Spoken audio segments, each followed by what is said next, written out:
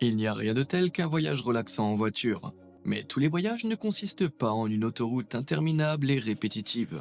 Il existe des routes sauvages dans le monde entier qui vous feront monter l'adrénaline d'un seul coup d'œil.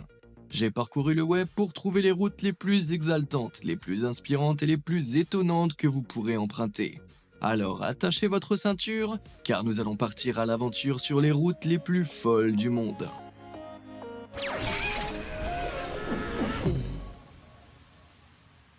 Atlanter-Alsveien. Si vous cherchez la définition de pittoresque dans le dictionnaire, il y a de fortes chances que vous voyez une photo de la route Atlanter-Alsveien en Norvège, également connue sous le nom de la route de l'océan Atlantique. Cette portion de route de 8,4 km serpente au-dessus des îles Averøy, grâce à l'utilisation d'incroyablement créatifs des ponts. Reliant les îles entre elles comme une chaîne, les ponts s'arquent et se tordent au gré du paysage, suivant le littoral de la majestueuse mer norvégienne. Mais si la route semble idéale par beau temps, elle devient vite un cauchemar en cas de tempête. Les vagues roulent sur la route et se fracassent contre les îles avec une force terrifiante, menaçant d'entraîner les voitures hors de la route. Mais que l'océan soit calme ou en cascade sur le tarmac, vous pouvez être sûr que conduire le long de l'Atlantic Road fera battre votre cœur à toute vitesse. Avant de vous envoler pour la Norvège à la recherche d'une poussée d'adrénaline, je peux vous offrir une quantité infinie de sensations fortes ici même. Tout ce que vous avez à faire, c'est de vous abonner et d'appuyer sur les boutons j'aime et s'abonner. Et vous serez les premiers à être informés des nouvelles vidéos les plus étonnantes que je télécharge chaque jour. Et que ça vous fait vibrer? Super! Alors appuyons sur l'accélérateur et prenons la prochaine route folle. Le col du Stelvio. L'Italie est connue pour ses nombreuses œuvres d'art, mais aucune n'est aussi impressionnante que la route du pays qui traverse le col du Stelvio. À un jet de pierre de la frontière suisse, les 48 virages en épingle à cheveux de cette route lui permettent de s'élever à plus de 2740 mètres au-dessus du niveau de la mer, le tout en seulement 47 km. Boy, that escalated quickly. À ces hauteurs, c'est l'une des routes les plus hautes du monde, ce qui permet d'avoir des vues incroyables. Regardez, elle est si haute que vous pouvez même voir sa grande longueur qui serpente le long du col de montagne. Bien qu'il ne fasse aucun doute qu'il s'agisse de l'une des plus belles routes du monde, on ne peut s'empêcher de se demander quelle est la meilleure façon de vivre chaque virage. En voiture? Peut-être en moto? Je pensais que ce serait en vélo, mais rien qu'à l'idée de pédaler sur ces hauteurs énormes, je transpire déjà. Dites-le moi dans les commentaires, quelle est selon vous la meilleure façon de parcourir cette route serpentine? Les collines de Colli. Si vous pensiez que 48 virages en épingle, c'était beaucoup, attendez de voir ce qu'il vous attend. Avec un nombre incalculable de 70 virages en épingle à cheveux, les virages incroyablement raides de la route de Colli Hills dans le Tamil Nadu en Inde ont à juste titre gagné le surnom de montagne de la mort. Bordée par une forêt tropicale dense, la route ressemble à s'y méprendre à un paradis vert émeraude, surtout pour les amateurs d'essence. Mais certaines portions de cette route de 47 km ne sont pas bien entretenues ni même pavées, et elle devient si étroite qu'il y a à peine assez d'espace pour que deux véhicules puissent prendre le même virage. Aussi exaltant que cela puisse être de dévaler ces virages à couper le souffle, n'oubliez pas que vous n'êtes qu'à un nid de poule de passer par-dessus bord. La route transsaharienne. Comme si elle sortait d'un film Mad Max, cette route de près de 4500 km qui traverse l'Afrique du Nord est un pur terrain d'aventure.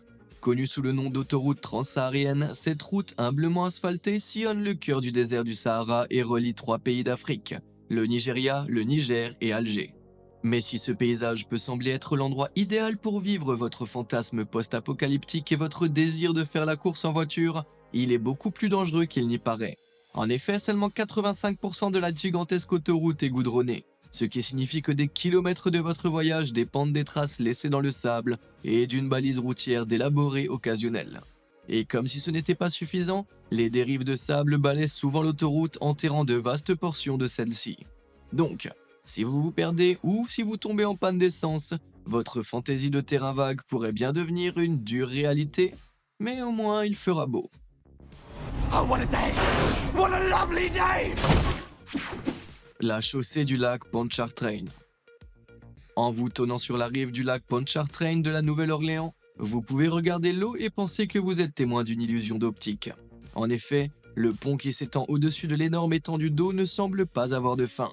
Eh bien, je peux vous assurer que si, il est juste très long.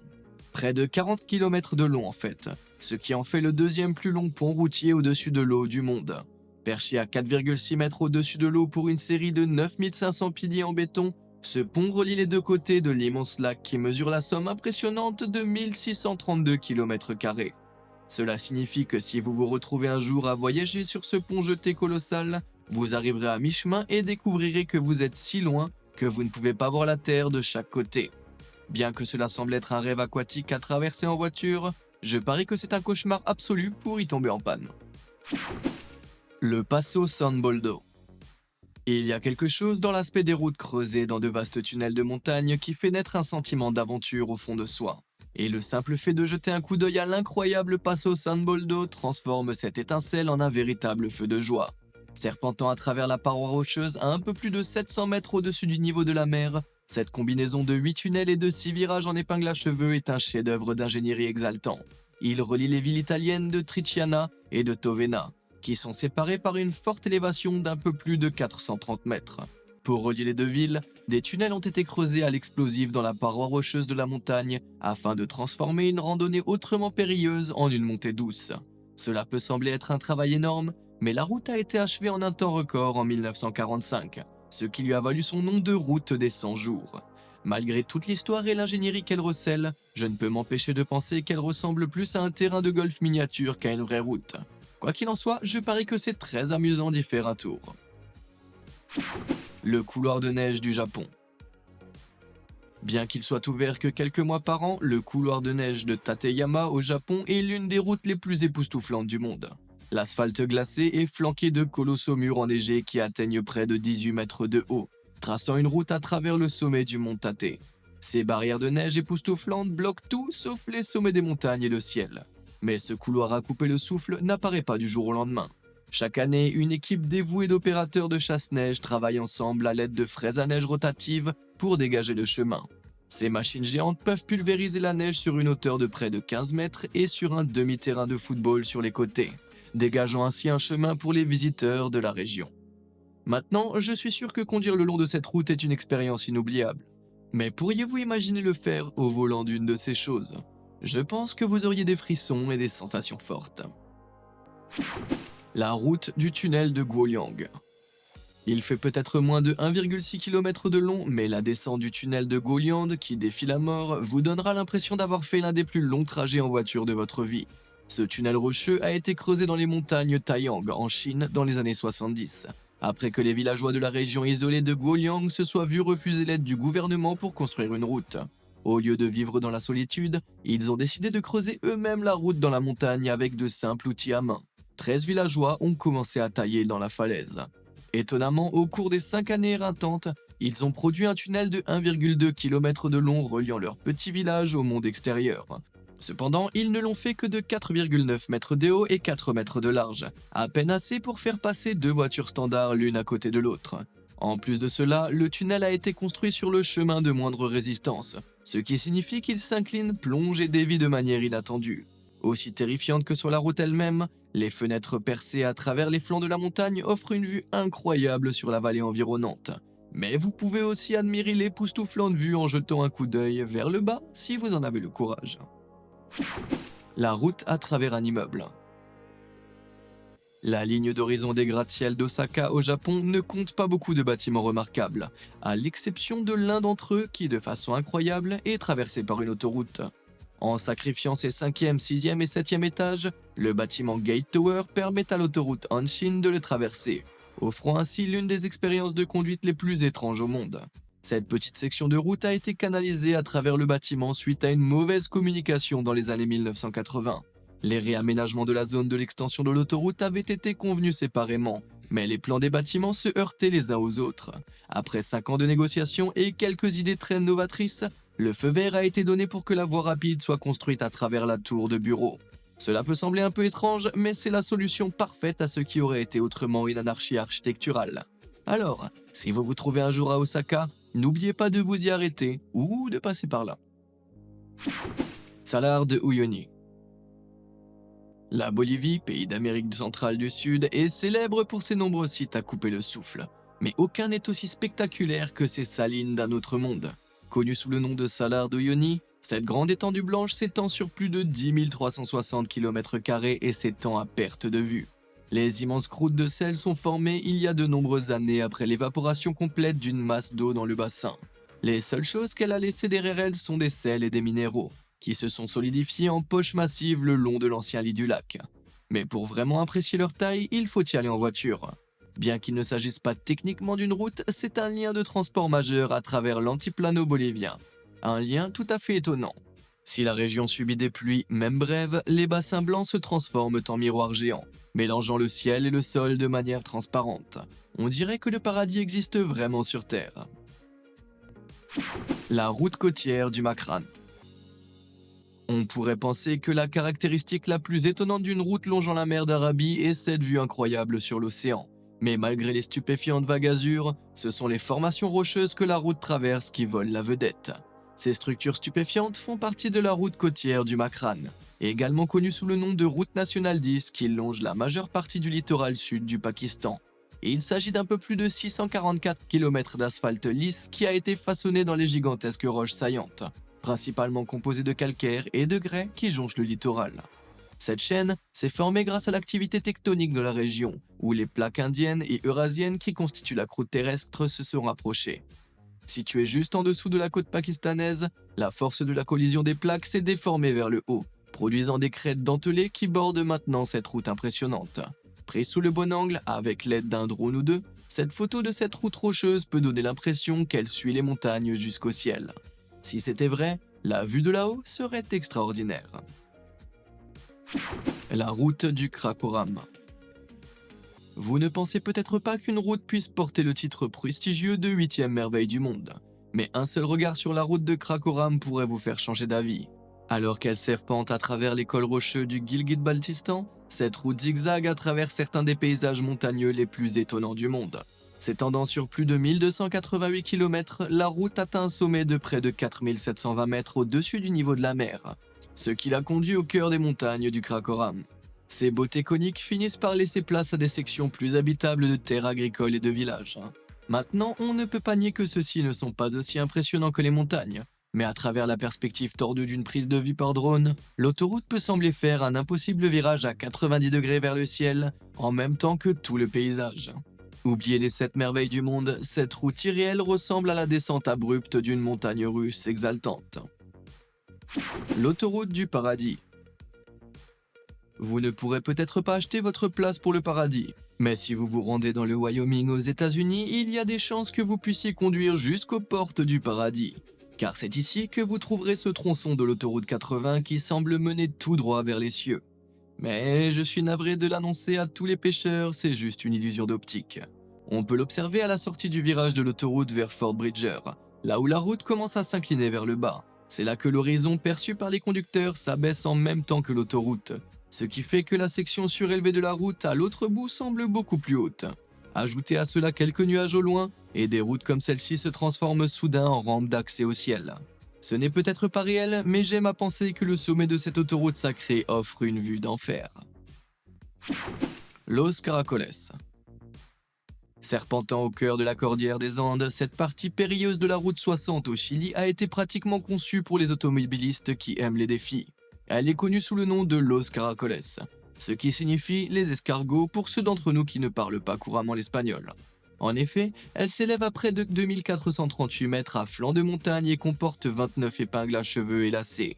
Donc, à moins que vous ne vouliez vous jeter dans le vide, il est préférable de prendre ces virages à la vitesse d'un escargot. Mais ce lance-slalom en montée vaut vraiment la peine, car la route vous emmène au-dessus de la Concagua, le plus haut sommet d'Amérique du Sud. Avec de tels sommets, la route est indéniablement difficile. Alors si vous avez envie de vous lancer dans l'aventure de Los Caracoles, assurez-vous d'avoir les compétences suprêmes, beaucoup de patience et de très bons freins. L'autoroute de Yangwu. La Chine possède de nombreuses routes incroyables, mais l'une d'entre elles est située dans le sud du pays et fait vraiment sensation. Cette tranche de l'autoroute Yangwu s'étend sur 4,8 km et traverse le Poyang, le plus grand lac d'eau douce de Chine. Mais elle est si proche de la ligne de flottaison qu'on a l'impression de la traverser en bateau plutôt qu'en voiture. Normalement, cette route est juste assez haute pour séparer le lac, coupant l'eau de chaque côté en deux couleurs distinctes. Mais comme le niveau d'eau du lac Poyang monte avec les précipitations, la route est lentement inondée. Elle s'immerge progressivement de quelques pieds sous l'eau, mais reste sûre à traverser, permettant aux automobilistes de glisser sur le lac guidés par les barrières rouges vifs. Les pluies saisonnières finissent par inonder complètement la route, mais elle réapparaît plusieurs mois plus tard lorsque le temps se réchauffe. Alors si vous avez toujours rêvé de conduire une super voiture amphibie, un voyage sur cette route pourrait bien être la solution idéale. Le passage du Gois. Si l'autoroute de Yanggu disparaît tous les quelques mois, il y a une route en France qui disparaît 2 fois par jour. Cette route risquée relie le continent français à la superbe île de Noirmoutier. Mais vu qu'elle s'étend dans la mer, elle est inondée par les marées 2 fois par jour. Lorsqu'elle est exposée, elle offre un parcours épique de 4 km à travers les fonds marins français. Mais les marées le long de cette chaussée naturelle montent rapidement. Et si vous ne vous dépêchez pas de la traverser, vous pourriez être submergé sous 4 mètres de vagues déferlantes. Mais si vous vous retrouvez sans pagaie, pas de panique. Il y a des avant-postes surélevés le long de la route qui vous éviteront d'être emporté par les eaux. Mais votre voiture pourrait ne pas avoir cette chance. Dans tous les cas, si vous voyez que l'eau commence à s'infiltrer sur le macadam, vous aurez envie d'appuyer sur le champignon. L'aqueduc de Wellwimmer. Si je vous demande d'imaginer un pont, je parie que la première chose qui vous vient à l'esprit est une route qui passe au-dessus de l'eau. Pourtant, il y a un pont au Danemark qui est exactement l'inverse. C'est l'eau qui survole la route. Non seulement cela, mais il a aussi bizarrement été construit à l'intérieur d'un lac. Ce pont est une conception unique, appelé l'aqueduc de Wellwimmer. Il a été construit en 2002 dans le cadre de l'autoroute N302 très fréquentée. Étant donné que la rivière et la route étaient toutes deux très fréquentées, les constructions traditionnelles telles que les ponts-levis et les traversées en ferry auraient entraîné une congestion paralysante. Les ingénieurs ont donc créé une chaussée de 610 mètres sous le lac, permettant au trafic routier et aux passagers de bateaux de circuler librement à toute heure de la journée. Ouais, quelle conception très intelligente. L'Øresund. Perché sur les eaux glacées entre le Danemark et la Suède se trouve une structure qui n'est ni une route, ni un pont, ni même un tunnel, mais une combinaison divine de ces 3 choses. Connue sous le nom d'Øresund, cette incroyable structure internationale commence par un pont à haubans qui s'avance sur près de 8 km dans l'océan. Puis après avoir respiré l'air marin, le pont se transforme soudainement en une route sur une île artificielle qui a été creusée dans un tunnel sous l'eau. Là, se poursuit sur 4 km, combinant les meilleures expériences sous et sur l'eau. Le résultat final est impressionnant. Mais pourquoi ne pas construire un seul pont ou un seul tunnel pour traverser toute la rivière? Les ingénieurs danois ont réalisé que ce point de passage était situé à proximité de l'aéroport de Copenhague et de voies de navigation essentielles. Ainsi, pour éviter d'interférer avec le trafic aérien et maritime, les ingénieurs ont conçu le pont routier de manière à ce qu'il soit immergé. On pourrait dire que cette solution a permis à tout de circuler librement. Le viaduc de Knikal.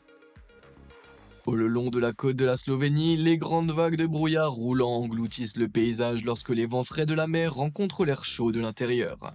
Mais alors qu'elle recouvre la terre d'un manteau de brume, une route se détache au-dessus d'elle, comme une piste impossible à travers les nuages.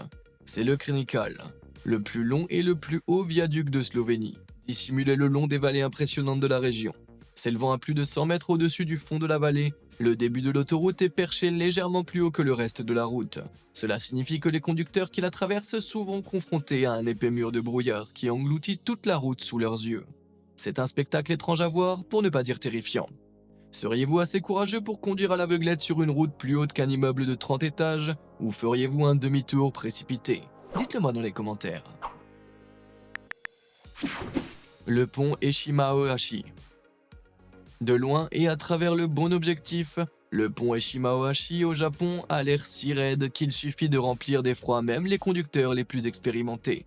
Avec une hauteur de près de 46 mètres et une pente incroyablement raide, c'est un miracle de voir les voitures monter et descendre sans se percuter. Mais l'inclinaison de ce pont est beaucoup moins terrifiante de près. Même s'il présente une pente abrupte de 5,1 et 6,1 de chaque côté, un objectif télescopique compacte la longueur de l'ascension du pont, le faisant paraître beaucoup plus raide qu'il ne l'est en réalité. Le résultat de loin est que le pont ressemble plus à une montagne russe qu'à une route. Bien que ce soit un plaisir de conduire sur ce pont, pourriez-vous imaginer être coincé dans un embouteillage au sommet? Ouais. Le pont aérien de Hwangjuvan.